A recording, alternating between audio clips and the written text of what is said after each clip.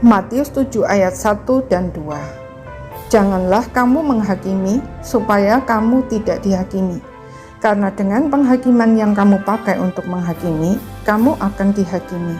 Dan ukuran yang kamu pakai untuk mengukur akan diukurkan kepadamu. Bersikap kritis di dunia berdosa itu sudah seharusnya. Tetapi memiliki critical spirit bisa mendatangkan bencana.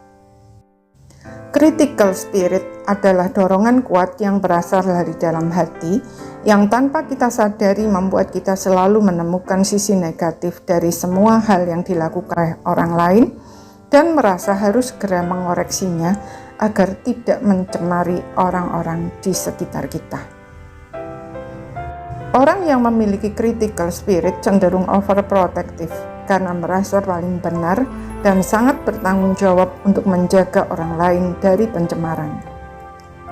Di sisi lain, orang seperti ini justru tidak peka terhadap kesalahan atau kelemahan diri sendiri dan marah ketika orang lain mengkritisi dirinya. Akar dari critical spirit sebenarnya adalah perasaan tertolak, tidak aman, tidak berharga, dan lain sebagainya yang bisa berasal dari pengalaman-pengalaman traumatis atau pola dalam keluarga yang bisa jadi tanpa sadar diadopsi dari nenek moyang secara turun-temurun. Tuhan Yesus menggambarkan orang yang seperti ini sebagai seorang yang mudah melihat selumbar di mata orang lain, tetapi tidak bisa melihat balok di depan matanya sendiri. Memiliki critical spirit selain sangat merugikan komunitas di mana kita berada, juga merugikan diri kita sendiri. Sebab Tuhan Yesus berkata bahwa semua penghakiman yang kita terapkan kepada orang lain akan diukurkan juga kepada kita. Beranikah kita menghadapi penghakiman Tuhan? Apa jalan keluarnya? Jawaban yang mudah adalah akui dan bertobat.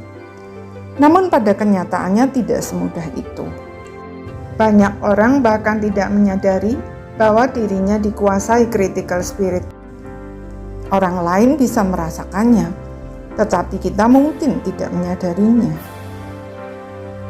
Maka untuk benar-benar terbebas dari critical spirit, kita perlu membuka hati dan menyerahkan diri kepada Tuhan untuk diselidiki, diuji, dan disingkapkan isi hati kita yang sesungguhnya.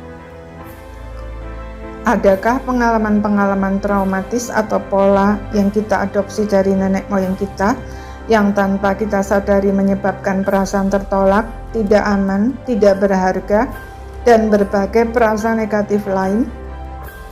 Mari kita akui semua yang disingkapkan Tuhan dengan tulus dan jujur, dan izinkanlah kasih karunia dan damai sejahteranya menggantikan semua perasaan negatif itu dan memberi kita keyakinan yang mendalam bahwa kita berharga di matanya, bahwa Dia mengasihi kita dengan kasih yang kekal, dan bahwa di tangannya kita aman.